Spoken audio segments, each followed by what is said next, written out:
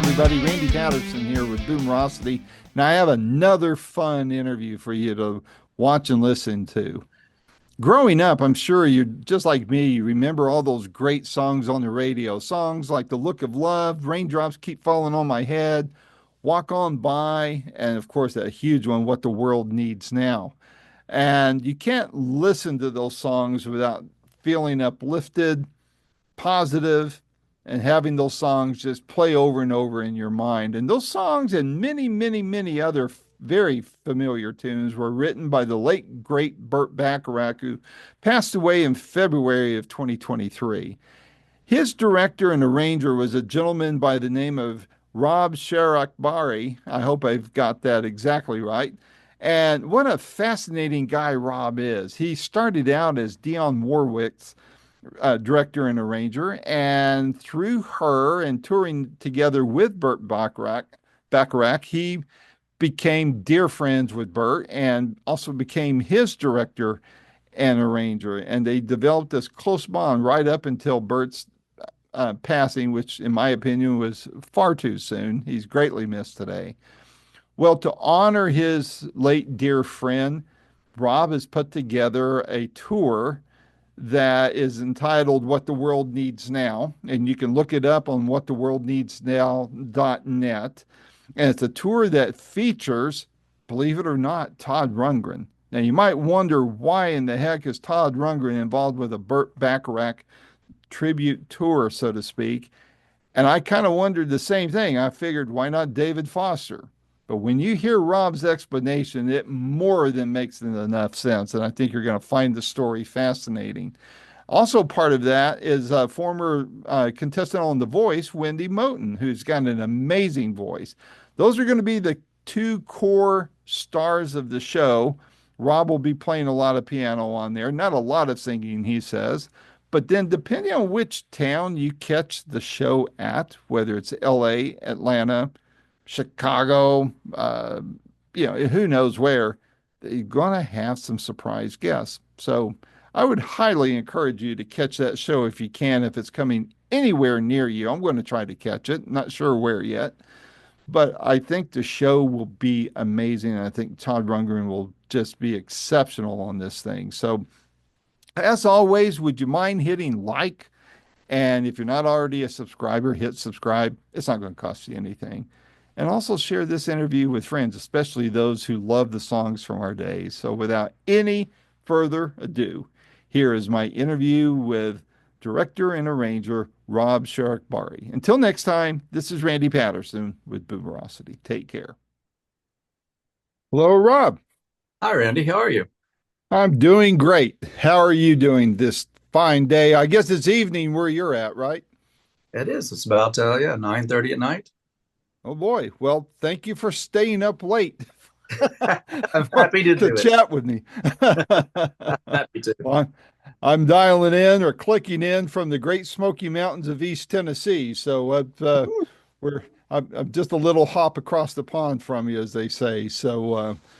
But hey, I wanted to, before we get started on talking about this great tour and the program you're putting out there, I wanted to thank you for all these years of your part of putting together some great music with Burt Bacharach. I mean, I didn't realize how involved you were with them, and when I started doing my research and such, I was like, wow, what an amazing career you've had. So, thank you for your part of creating all that great, memorable music and all those arrangements and such with Burt. It's amazing. So, thank you. Well, that's really kind. I'm typically a behind the scenes guy, so I've been comfortable being there most of my career, just on stage, but quietly off, in the back. So tell, if you don't mind, tell people. I mean, I've done the research, so I know, but tell the viewers that will be seeing this and the listeners that'll hear it on the podcast what your relationship was with Burt. And sadly, he's been gone almost 2 years now, and it's hard to believe that he's even gone. But tell folks, Burt Bacharach fans, what your relationship was with him.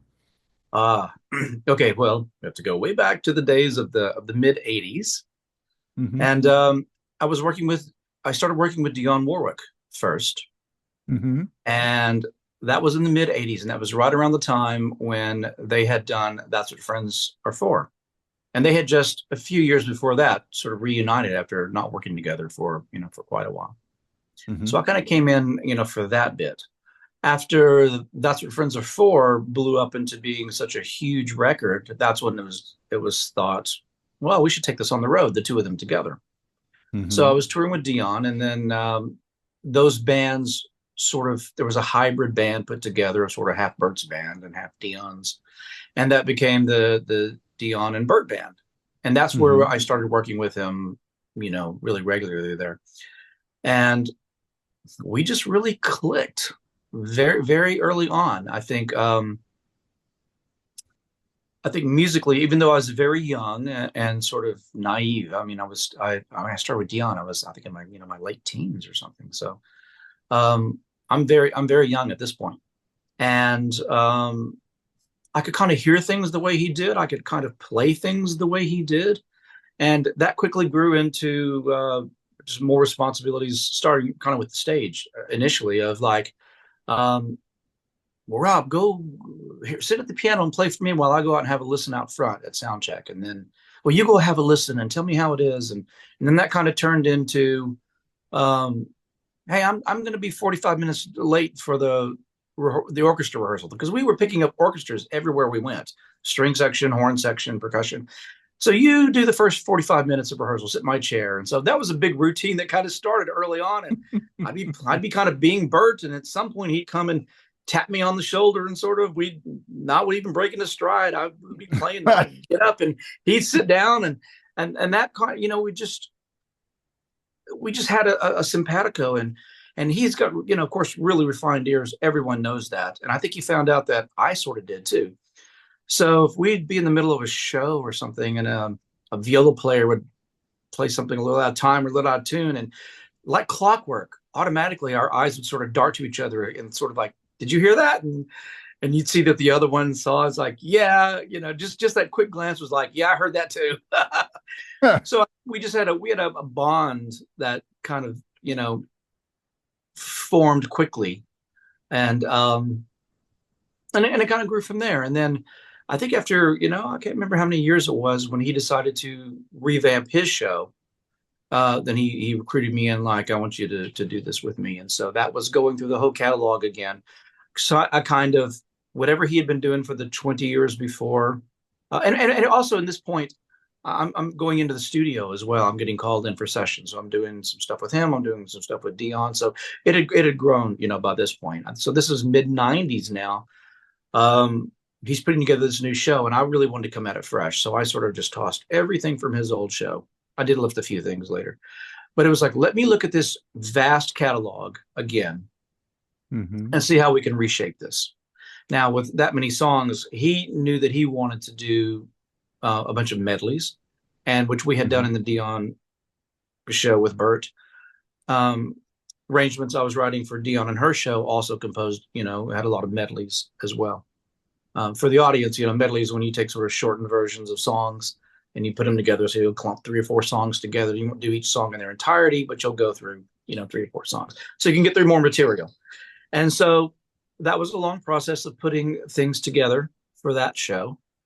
Um, and there was this sort of just this continuation of just me being there for him. Um, I could sort of sub for him when he wasn't there. I could kind of jump in the piano. We would do this at sound checks all the time. I would jump in the afternoon, run a lot of the rehearsal playing him, and then he would show up at some point, and then I'd go to my keyboard station and become me playing stuff that I was playing in that part of the Hmm. show. This was all just a very easy sort of natural handoff Right. that organically grew over the years.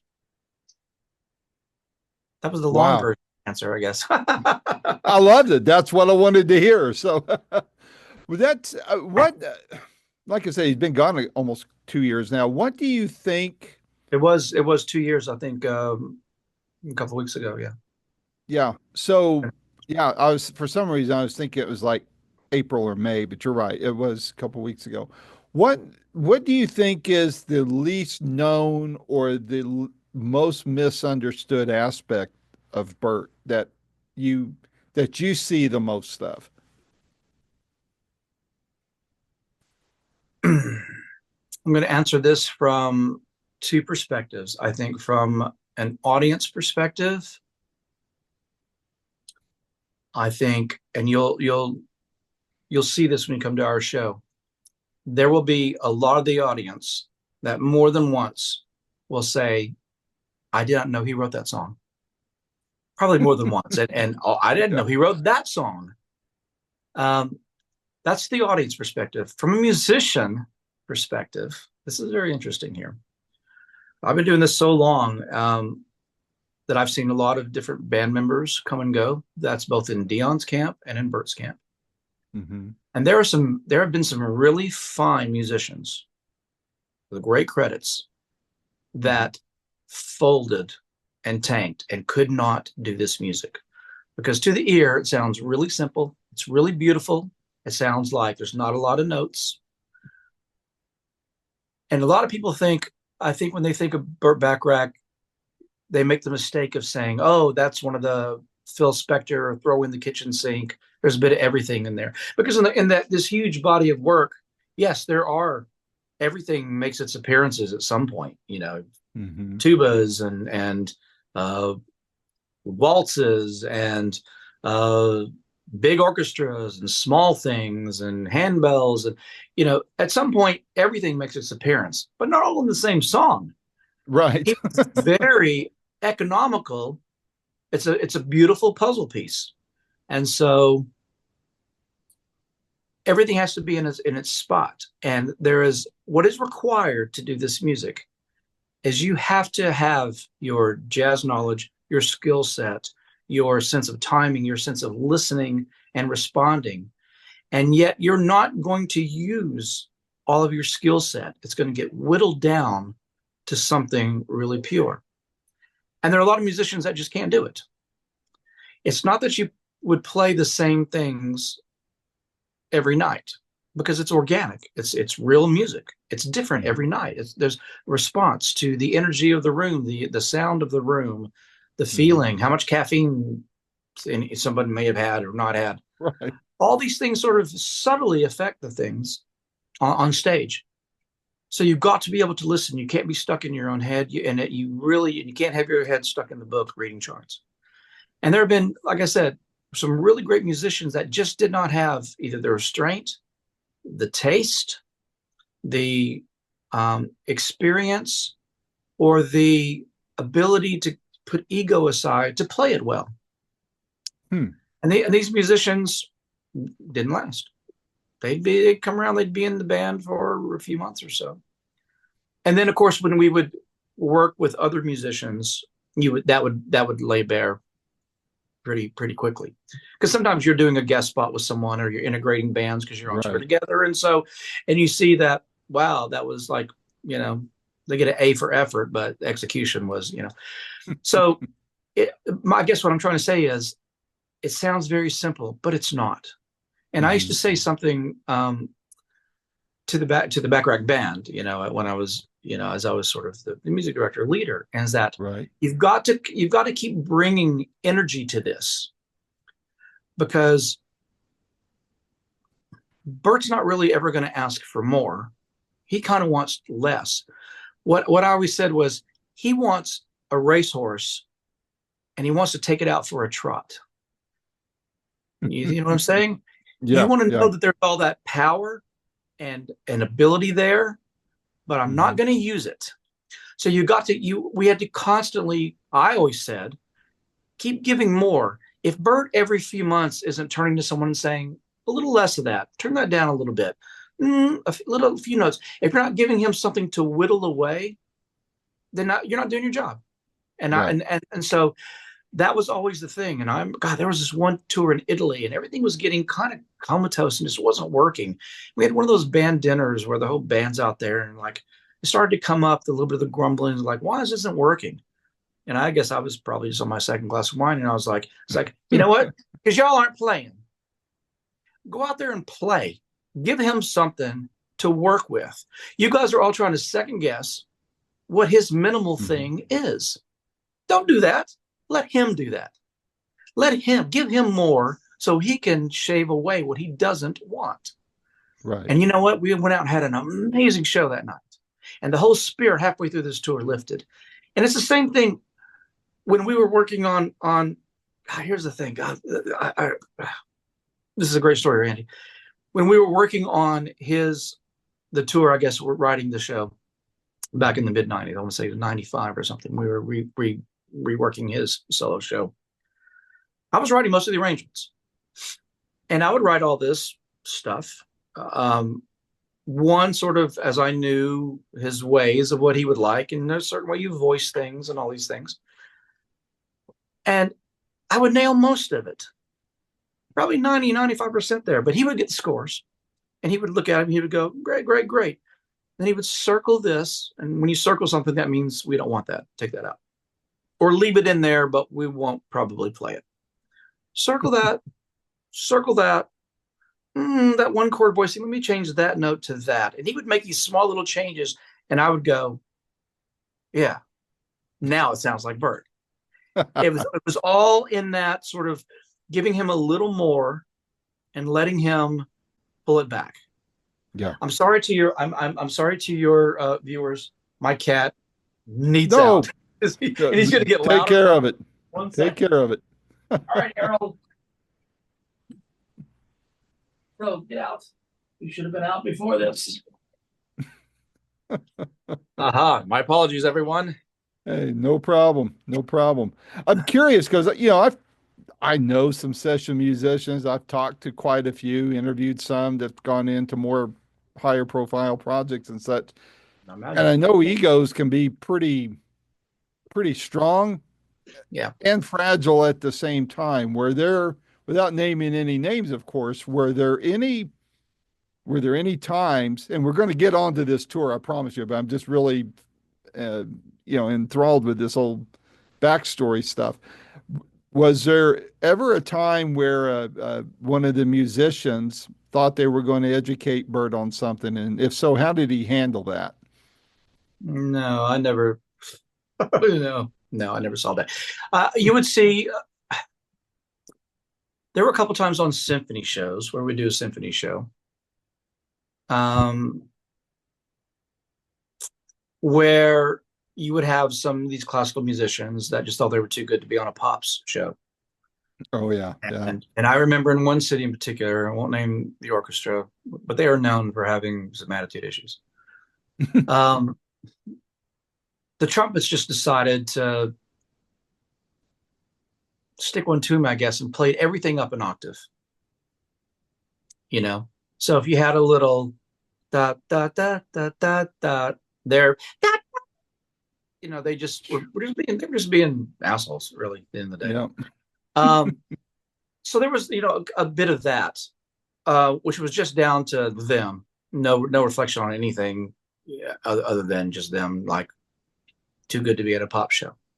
Right. Would I see musicians? No, because on his recording sessions, uh, super professionals that would never dare. And I'm talking about some brilliant, the Mhm. studio players would be, guys like, uh, you know, Vinnie Colaiuta and Dean Parks and Mhm. Neil Stuppenhouse and no, they, a lot of these guys, you know, a lot of us just worked with him for so long that you just wouldn't do that. You just wouldn't know. And you also, you get some respect of like, this is greatness. He is a goat. Mhm. He is one of the greatest of all times Yep. of popular music. So no, I never saw that. If you did, Cool. those people wouldn't be around for very long. Right. I would imagine.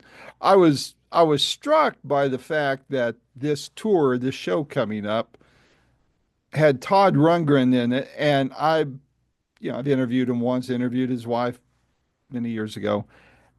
And at first I was thinking, okay, Todd Rundgren, that's just an odd choice. If I had read that it was, David Foster or somebody, I would have thought, okay, I can kind of get that. But Todd Rundgren, and then hearing all of this background that you just shared with me, Now I'm thinking, okay, well that makes sense because that's how Rundgren is. He can be very complex and he can throw it all out at the same time, but he also knows how to throttle it back and Yeah. just he seems to have an intuition of knowing exactly what's needed at any particular point in the song. So, but that all said, what led to the choice of having Todd Rundgren and Wendy Moten as part of this show? And then I want to get into what can fans expect at at, Mm. at this show on the tour. All right. That's three questions. Let me see. I'll start at the top. Oh, Uh, well, Todd's a great choice, don't you think? Because it's not the obvious, and I love David. You mentioned David. I love David Foster. There are some artists that you would think are obvious. Well, Todd is a great songwriter for one, hmm hmm and a great record maker, and a great producer. So he understands and loves the catalog, and that was my first criteria. Was anybody involved in this has to love the catalog. They have to somewhat know it and love it and want to do it. hmm Because you got to bring something to it, and it's not easy, especially not easy on singers. These songs are hard. hmm These songs are hard to sing. They're easy on the ear, but but they are difficult. Right. Um, so that's a great sort of sort of a crash of aesthetics a bit, not hmm dissimilar from the Elvis Costello collaboration. Something like hmm that. That's where you get those interesting collaborations where you're not hmm just sort of swimming in the same pool all the time. Right. You get a little there's a little energy and edge there. So how Todd came about, I do not know Todd previously. So my producer partner is Angelo Bendini, hmm and he is the producer of the Celebrating David Bowie shows. hmm Yeah, you familiar with those? Oh yeah. Yeah. Well, Angelo and I are first of all friends. We've been friends for 25 years, and I was involved in some of those first Celebrating David Bowie shows with him as well, and had popped in on some of those from time to time. But Todd was one of the Probably worked with like were you handling it when Bernard Fowler was part of all that yeah. and So we did those Sass? two shows. Yeah. Yeah, we did two shows. That was the Saban, and that was Bernard was on that. Sting was on that. Um, Ah. we had a bunch of different people on. Perry Farrell, um, Gavin Rossdale. I'm trying to think who else. A lot of the people from the old Bowie band. hmm Um, oh, Joe Elliott from Def Leppard. I'm trying to think hmm who else. They were just, it's one of those. Sass Jordan was going to be part of it, but I think COVID got in the way, didn't it? Or May did she get to play with I some don't of know. that from This would be Canada? questions for Angelo. Like I said, when we did the Yeah. very first one of the Celebrating David Bowie shows in LA, it was at the Roxy, I believe. That was with hmm Seal was on that, and Ah, Ian McGregor was sort of master of ceremonies for it. Mike oh, Garson came cool. out and played, and there was just a bunch of it was sort of started out as just a LA community thing, a bunch of people. So we all would come Right. up with one or two songs, and I think we did 2 nights of that. Um, and so I've been very encouraging of Angelo as he's gotten started growing this producer side. He's really hmm good at it. He's a fantastic musician, and he and I actually met. I will get to all your questions. He and I actually met, like I said, about 25 years ago, backstage at a Burt show in San Francisco at the Presidio. We were playing there, Hmm. and Angelo had a band called Casino Royale, which was a kind of a party band, but it was a Burt Bacharach-ish kind of, it was Burt hmm Bacharach material, but kind of formed into a corporate party band. And they were really good. And so that's how we met, sort of backstage then. Again, became fast friends. We both, moved back to LA around the same time, met up again, and just, it's just been kind of a long relationship there. So Todd had done a run of Celebrating David Bowie, hmm and Angela brought him forward as like when we were thinking about people, and it's like, yeah, that's a great fit. I'm a Todd fan, you know. hmm Um, and then what became really great was in the 2 for 1, which was like, well, let's grab Chasm too. Right. Yeah. Inseparable, pretty much. Yeah, and so uh, you know, our thinking was gives Todd a little familiarity, but Chasm's great player, great singer on his own, and we'll have hmm some features in the show as well. The thing is, most of this band, um, are all fantastic singers, and everybody's going to have the turns at some Cool. features. Uh, Except for me, I won't. I'll just stay on the piano. I'll sing in the background, but um, so that's how Todd came in, and then we were looking around for a counterweight, and I knew I wanted someone that could really step into that Dion space. Right. That's a big space in the catalog. So you need the right energy, you need the right voice, you need the right range, Hmm. you need the right texture, you need the right skill set, and then she just such a lovely lady on top of it. So Wendy ended up being a great choice to round that out. And Hmm. then we've got um, our third main feature is Tori Holub. Do you know anything about Tori? Very little. Very little. Tori is she's really kind of an online phenomenon who's gotten gotten labeled sort of not the next Karen Carpenter, but she sounds a lot like Karen. And Wow. she does done some really great covers. So I knew of her online. My wife brought her to my attention about a year ago. My wife is an English artist called Rumor, and Oh, I didn't know that. Cool. yeah, and so she showed me Tori. I was like, wow, yeah, she's really great. And so when this came up, I really lobbied for her to get her on board. I was like, this should be great for this. Because there's a really sweet young, girl next door kind of energy around Tori, Hmm. and she sounds amazing. So that sort of rounded out our front line, and and then we started putting the band together around that. Hmm. Hmm. So what can fans expect when they would, I mean, you're going to get a mix, I would imagine, mostly, I'd say probably 60-40, 60%, 70% Burt. And then when Todd's name is out there too, you're probably going to get the Toddies out there. So what, what can both camps expect from these shows that you're going to be putting on around the country? Well, this show is it's Burt Bacharach music. That's what we're doing. Right, right. Yeah, this is all. It's already hard enough to squeeze down all the songs that we about 5 more minutes looks like. Um, when we put this together, Angela and I started with like, let's get a Spotify bucket going of like all the songs that could be in this show, and like this, there were 60 songs, 60 songs that were hits or well known that people know. And when Hmm. we didn't have to we weren't digging deep into the catalog, and that was easy. It's like, well, we can't do 60. That's going to be a 4 hour show, but we got Right. to whip it down. And so what you're going to expect is you're going to get good doses of Todd, and you're going to get a lot of songs, and you're going to get a Cool. big dose of Wendy, big dose of Tori, some of the other people in the band. We'll be doing some instrumentals, some things that Hmm. people recognize. Again, what's going to happen is there's going to be a lot of wow, I forgot that song, or I Yeah. didn't even know he wrote that song. So that's what it is. This is the Todd's a superstar, Hmm. and the real star of this show are the songs. That Exactly. is what's front. That's what's front and center. This is uh, hitting all the ones that people are going to expect and want, and Yeah. then the people that really know the catalog, the super fans, are going to be very pleased as well. So that's what you can expect. It's going to be a great night of great songs.